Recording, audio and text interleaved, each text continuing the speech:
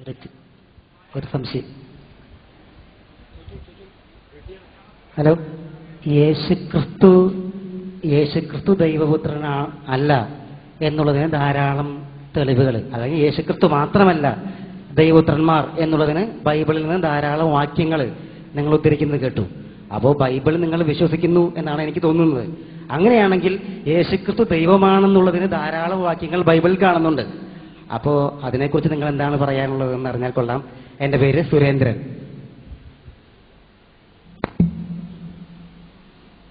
സുരേന്ദ്രന്റെ ചോദ്യം, യേശുക്രിസ്തു ദൈവപുത്രനാണ് അല്ലെങ്കിൽ യേശുവല്ലാത്ത ആളുകളും ദൈവപുത്രന്മാരുണ്ട് എന്നതിന് ഞാൻ ബൈബിൾ ഉദ്ധരിച്ചു. എന്നാൽ യേശു ദൈവമാണ് എന്നതിന് ബൈബിളിൽ നിന്ന് ഒരുപാട് കാര്യങ്ങൾ ഉദ്ധരിക്കാൻ പറ്റും. അതിനെക്കുറിച്ച് എന്താണ് അഭിപ്രായം? ഞാൻ പറഞ്ഞു, എന്റെ സംസാരത്തിലുടനീളം പറഞ്ഞു എന്താണ് ബൈബിളിനെ കുറിച്ചുള്ള നമ്മുടെ വീക്ഷണമെന്ന്. എന്താണ് ബൈബിളിൽ ഞാൻ പറഞ്ഞത്? എന്തിനാണ് യേശു ദൈവപുത്രൻ എന്നുള്ള പദം ഏത് അർത്ഥത്തിലാണ് അന്ന് പ്രയോഗിക്കപ്പെട്ടതെന്ന് മനസ്സിലാക്കാൻ വേണ്ടിയാണ്. ആ സമൂഹത്തിൽ ദൈവപുത്ര പദം പ്രയോഗിക്കപ്പെട്ടത് ദൈവത്താൽ പ്രത്യേകം തെരഞ്ഞെടുക്കപ്പെട്ടവൻ എന്ന അർത്ഥത്തിലാണ്. അത് സൂചിപ്പിക്കാനാണ് ഞാൻ ഈ കാര്യങ്ങൾ മുഴുവൻ പറഞ്ഞത്. ബൈബിളിൽ ഞാൻ പറഞ്ഞു ദൈവിക വചനങ്ങളുണ്ട്, പ്രവാചകന്മാരുടെ വചനങ്ങളുണ്ട്, പുരോഹിതന്മാരുടെ വചനങ്ങളുമുണ്ട്. ഇവയെല്ലാം കൂടിക്കുഴഞ്ഞുകൊണ്ടാണ് സ്ഥിതി ചെയ്യുന്നത്. അതുകൊണ്ട് തന്നെ ഏതൊക്കെ ശരി ഏതൊക്കെ തെറ്റ് എന്ന് കൃത്യമായി വ്യവച്ഛേദിച്ച് മനസ്സിലാക്കാൻ സാധിക്കുന്നില്ല. എന്നാൽ ബൈബിളിനെ എന്നല്ല മുൻപുള്ള വേദഗ്രന്ഥങ്ങളെ മുഴുവനും സത്യപ്പെടുത്തുകയും ആ വേദഗ്രന്ഥങ്ങളുടെ മുഴുവനും മുഹൈമിനായി ആ വേദഗ്രന്ഥങ്ങളെ മുഴുവനും ശരിയായ രീതിയിൽ അപഗ്രഥിച്ചുകൊണ്ട് കടന്നു വന്ന അവസാനത്തെ വേദഗ്രന്ഥമാണ് പരിശുദ്ധ ഖുർആൻ. ആ പരിശുദ്ധ ഖുർആനിന്റെ അടിസ്ഥാനത്തിലാണ് ഞാൻ ബൈബിൾ പരിശോധനയ്ക്ക് വിധേയമാക്കുന്നത്. അപ്പോ ബൈബിളിൽ യേശുക്രിസ്തു അവകാശപ്പെടുന്നതായി നമുക്ക് കാണുക യേശു മനുഷ്യപുത്രൻ എന്നാണ്. യേശു അവകാശപ്പെടുന്നതായി നമുക്ക് കാണുക യേശു പ്രവാചകൻ എന്താണ്.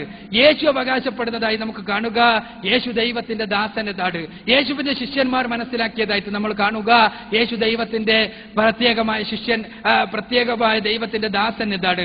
യേശുവിന്റെ ശിഷ്യന്മാർ മനസ്സിലാക്കിയതായി നാം പഠിക്കുക യേശു ദൈവത്തിന്റെ ഉന്നതനായ പ്രവാചകൻ എന്നാണ്.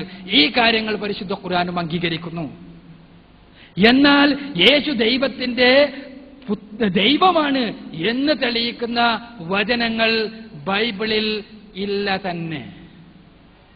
എന്നാൽ യേശുവിൽ ദൈവത്വം ആരോപിക്കുന്ന ചില വചനങ്ങൾ പൗലോസിന്റേതായി ബൈബിളിലെ ഫിലിപ്പിയരുടെ പുസ്തകത്തിലും കൊളോസ്യക്കാർക്ക് എഴുതിയ ലേഖനത്തിലുമെല്ലാം കാണുന്നുണ്ട്. എന്നാൽ അതിലും യേശു പൂർണ്ണ ദൈവമാണ് എന്ന് പറയുന്നില്ല. എന്താ പറയുന്നത്? യേശു ദൈവത്തിന്റെ പ്രതിരൂപമാണ് എന്ന് പറയുന്നുണ്ട്. ദൈവത്തിന്റെ തികവ് മനുഷ്യരൂപത്തിൽ സ്ഥിതി ചെയ്തതാണ് യേശുവിൽ എന്ന് പറയുന്നുണ്ട്. ഇത് വിശുദ്ധ പൗലോസ് ക്രൈസ്തവ ദർശനത്തെ, ക്രിസ്തു കൊണ്ടുവന്ന ദർശനത്തെ ഡൈവേർട്ട് ചെയ്യുന്നതിന്റെ പ്രാഥമിക ഘട്ടമാണ് നമ്മൾ അവിടെ കാണുന്നത്. എന്നാൽ പിൽക്കാലഘട്ടത്തിൽ AD 300കളുടെ ആ മധ്യഭാഗമായപ്പോഴേക്ക് യേശുവും പിതാവും അഥവാ ദൈവവും യേശുവും പരിശുദ്ധാത്മാവുമെല്ലാം ദൈവം തന്നെയാണ് എന്നുള്ള വിശ്വാസം കടന്നു വരികയാണ് ചെയ്തത്. ഈ വിശ്വാസം സഭയുടെ പൊതുവായ അംഗീകാരം ലഭിച്ചത് AD 371 മാത്രമാണ്. അതിനു മുമ്പ് യേശു ദൈവമല്ല എന്ന് വിശ്വസിച്ച ഒരുപാട് ക്രൈസ്തവരുണ്ടായിരുന്നു. അവരെ പാഷണ്ഡന്മാർ എന്ന് പറഞ്ഞ്, ഹെററ്റിക്സ് എന്ന് പറഞ്ഞ് അവരെ തള്ളിക്കളയുകയാണ് AD 325 ചൂടിയ നിഖയാ സുന്നഹദോസ് ചെയ്തത്. അപ്പോൾ ഞാനിതെല്ലാം സൂചിപ്പിക്കുന്നത് എന്തിനാന്ന് വെച്ചാൽ യേശു ദൈവമാണ് എന്ന് യേശു അവകാശപ്പെട്ടിട്ടുണ്ടോ എന്ന് നമ്മൾ പരിശോധിക്കുക. യേശു ദൈവമാണ് എന്ന് യേശുവിന്റെ ശിഷ്യന്മാർ, യേശുവിന്റെ കാലഘട്ടത്തിൽ ജീവിച്ച ശിഷ്യന്മാർ പറഞ്ഞിട്ടുണ്ടോ എന്ന് പരിശോധിക്കുക. അത് പരിശോധിക്കുമ്പോൾ നമുക്ക് മനസ്സിലാകും ശിഷ്യന്മാർ മനസ്സിലാക്കിയത് യേശു ദൈവത്തിന്റെ ദാസനാണ് എന്നതാണ്, പ്രവാചകനാണ് എന്നതാണ്. അത് തന്നെയാണ് ഖുർആനും പറയുന്നത്. അതാണ് ഞാനിവിടെ സൂചിപ്പിച്ചത്. അതല്ലാതെ ബൈബിളിൽ പറയുന്ന എല്ലാ കാര്യങ്ങളും അതേപോലെ അംഗീകരിക്കുമെന്ന് ഞാൻ പറഞ്ഞതിനർത്ഥമില്ല. കാരണം ബൈബിളിൽ മാനുഷികമായ കരവിരുതുകൾ നടന്നിട്ടുണ്ട്. എന്നാൽ ബൈബിൾ പൊതുവായി എന്റെ ക്രൈസ്തവ സഹോദരങ്ങൾ അംഗീകരിക്കുന്ന ഗ്രന്ഥം എന്നുള്ള നിലക്ക് ആ ക്രൈസ്തവ സുഹൃത്തുക്കൾക്ക് മാർഗദർശനം നൽകുന്ന വചനങ്ങൾ എന്നുള്ള നിലക്ക് യേശു എന്തു പഠിപ്പിച്ചു എന്ന് വ്യക്തമാക്കുക മാത്രമാണ് ചെയ്തത് എന്നാണ് എനിക്ക് സൂചിപ്പിക്കാനുള്ളത്.